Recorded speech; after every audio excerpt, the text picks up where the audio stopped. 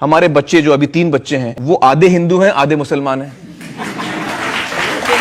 میری شادی ہوئی ہے کرن جی کے ساتھ، وہ ہندو ہیں. میری پہلی شادی ہوئی تھی رینا جی کے ساتھ، وہ ہندو ہیں.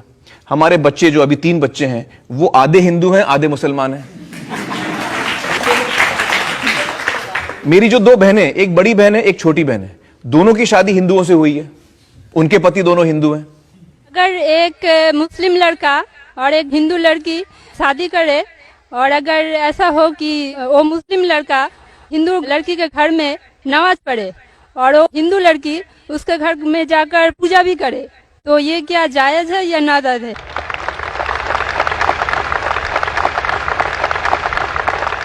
بہن کا اچھا سوال ہے کہ اگر ایک مسلمان لڑکا ہندو لڑکی سے شادی کرتا ہے تو کیا وہ مسلمان لڑکا ہندو کے گھر میں جا کے نماز پڑھ سکتا ہے، اور کیا وہ لڑکی مسلمان کے گھر میں پوجا کر سکتی کہ نہیں؟ سب سے پہلے کچھ شرائط ہے ہر چیز کے. آپ اگر گاڑی رکھیں گے اور گاڑی کا ایک پہیہ رکھیں گے، سائیکل کا ایک پہیہ رکھیں گے، ٹریکٹر کا، تو گاڑی چلیں گی کیا؟ نہیں چلے گی. یا چاروں سائیکل کر دو یا چاروں ٹریکٹر کر دو.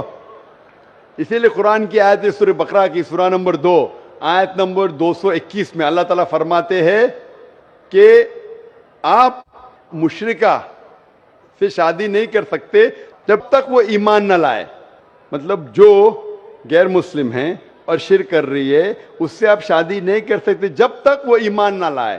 اور ایک ایمان لانے والی عورت چاہے کتنی بھی بدصورت ہو وہ ایک مشرکہ سے بہتر ہے. اور آگے آیت کہتی ہے کہ لڑکیاں مشرک لڑکے سے شادی نہیں کر سکتی جب تک وہ ایمان نہ لائے.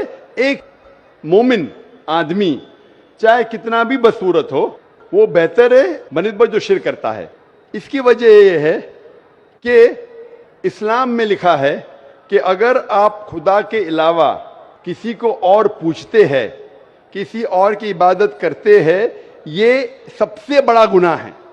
اور اللہ تعالیٰ فرماتے ہیں سورہ نساء میں سورہ نمبر 4 آیت نمبر 48 میں، اور سورہ نساء سورہ نمبر 4 آیت نمبر 116 میں، کہ اللہ سبحانہ و تعالیٰ اگر چاہے تو کوئی بھی گناہ کو معاف کر سکتا ہے لیکن شرک کو کبھی نہیں معاف کرے گا. اگر ایک انسان مشرک جیسا مر گیا تو اللہ تعالیٰ کبھی بھی اسے معاف نہیں کر سکتا، کیونکہ مشرک وہ شخص ہے جو شرک کرتا ہے. اور یہ سب سے بڑا گناہ ہے کیونکہ ہمارا خالق، ہمارا مالک، ہمارا ایشور، ہمارا خدا، ہمارا بھگوان، اگر ہم اس کو گالی دیں گے، یہ سب سے بڑا گناہ ہے.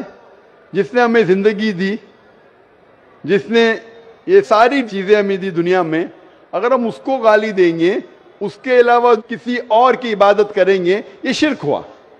تو اسی لیے اسلام میں اجازت نہیں ہے کہ ایک مسلم لڑکا یا لڑکی کوئی مشرک لڑکا یا لڑکی سے شادی کرے، یہ اجازت نہیں ہے. جہاں تک کہ سوال ہے کہ ایک عام مسلمان ہندو گھر میں نماز پڑھ سکتا ہے، اگر اس کے سامنے کوئی مورتی نہیں ہے تو وہ نماز کہاں بھی پڑھ سکتا ہے اگر جگہ صاف ہے. ہمارے رسول محمد صلی اللہ علیہ وسلم فرماتے کہ ساری دنیا، ساری دھرتی مومن کے لیے مسجد ہے. یعنی ساری دنیا آپ کہاں بھی نماز پڑھ سکتے، دیکھنا چاہیے کہ صاف ہے، آپ نماز پڑھ سکتے. تو یہ آپ جا کے اگر ہندو کا گھر میں جاتے ہیں اور وہ صاف ہے، کوئی مورتی آگے نہیں ہے، تو نماز پڑھنے میں کوئی حرج نہیں ہے. ضروری نہیں ہے کہ آپ کو شادی کرنا چاہیے پھر آپ نماز پڑھ سکتے، شادی کرنے کی ضرورت نہیں ہے. نماز پڑھنے کے اگر صاف جگہ ہے تو کوئی حرج نہیں. اسی لیے شادی کے لیے شرط ہے کہ دونوں کا ایمان ہو. اور اگر آپ ہندو مذہب پڑھیں گے تو ہندو مذہبی کتاب میں بھی یہی لکھا ہے جو میں نے پہلے پیش کیا، پہلا جو سوال تھا بھائی صاحب کا، اور میں نے کہا کہ ہندو مذہب میں بھی یہی لکھا ہے، نا تسیہ پرتیماستی، اس ایشور، اس بھگوان، اس خدا کا کوئی عکس نہیں، کوئی مورتی نہیں، کوئی فوٹوگراف نہیں، کوئی پینٹنگ نہیں، کوئی پورٹریٹ نہیں، کوئی آئیڈل نہیں، کوئی اسٹیچو نہیں. اگر یہ مان لے کہ کم از کم جو یکساں ہے ہندو اور اسلام کے مذہبی کتاب میں، کم از کم اس کے اوپر عمل کرے تو اکثر ہمارے مشکلات دور ہو جائیں گی. جو یکساں نہیں ہے اس کو کل ڈسکس کر سکتے. اور اگر آپ تحقیق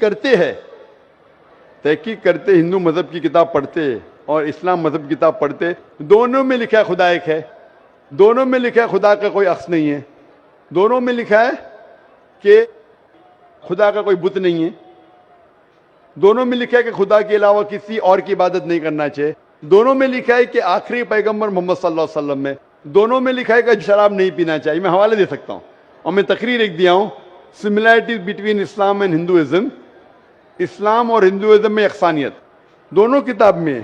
آپ اگر پڑھیں گے قرآن مجید میں سورہ مائدہ سورہ 5 آیت نمبر 90 میں لکھا ہے کہ شراب پینا حرام ہے۔ اب Manusmriti chapter number 9 verse number 225 پڑھیں گے، اس میں لکھا ہے کہ شراب پینا حرام ہے۔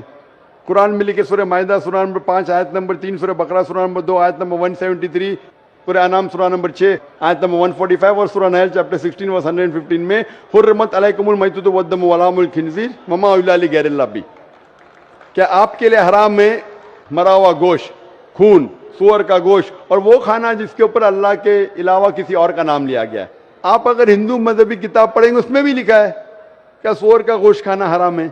اگر آپ تحقیق کریں گے کافی یکسانیت ہے۔ اسلام مذہبی کتاب میں لکھا ہے قرآن میں سورہ نور میں سورہ نمبر 24 آیت نمبر 30 اور 31 کے اندر حجاب کے بارے میں، عورت کو الحمدللہ حجاب میں ہونا چاہیے، سر سے ڈھکا ہونا چاہیے اس کا جسم، صرف جو دکھ سکتا ہے وہ چہرہ اور ہتھیلی تک کے۔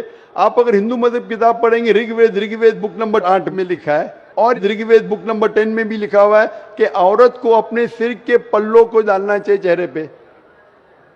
رگ وید میں بھی لکھا ہے کہ جب مرد کو دیکھے تو نظر نیچے کرنا چاہیے۔ یہ قرآن مجید میں لکھا ہے سورہ نور سورہ نمبر 24 آیت نمبر 30 اور 31 کہ جب بھی کوئی خاتون مرد کو دیکھتی ہے جو اس کا شوہر یا قریب رشتہ دار نہیں ہے، اور جب بھی کوئی مرد کوئی عورت کو دیکھتا ہے اور قریب رشتہ دار نہیں ہے تو اسے نظر نیچے کرنا چاہیے۔ ہندو اور اسلام مذہب میں جو مذہبی کتاب میں لکھا ہے، لیکن افسوس کی بات ہے کہ مذہب کے ٹھیکیدار یہ چیز کا ذکر ہی نہیں کرتے۔ کیوں؟ اسی لیے میں حوالے دیتا ہوں، میں کوئی عالم نہیں ہوں، میں کوئی پنڈت نہیں ہوں، میں اپنے آپ کو طالب علم کہتا ہوں، لیکن میں ہمیشہ حوالہ دیتا ہوں، تو کسی کو بھی شک ہے، کسی کو بھی شبہ ہے تو گھر پہ جا کے چیک کر سکتا ہے، یا انٹرنیٹ پہ جائیے، آپ ٹائپ کرو، وید بھی انٹرنیٹ کے اوپر ہے، قرآن بھی انٹرنیٹ کے اوپر ہے، ٹائپ کرو، ریفرنس ٹائپ کرو، آپ کو حوالہ مل جائے گا۔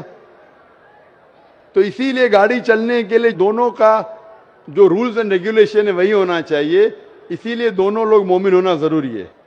Hope that answers the question.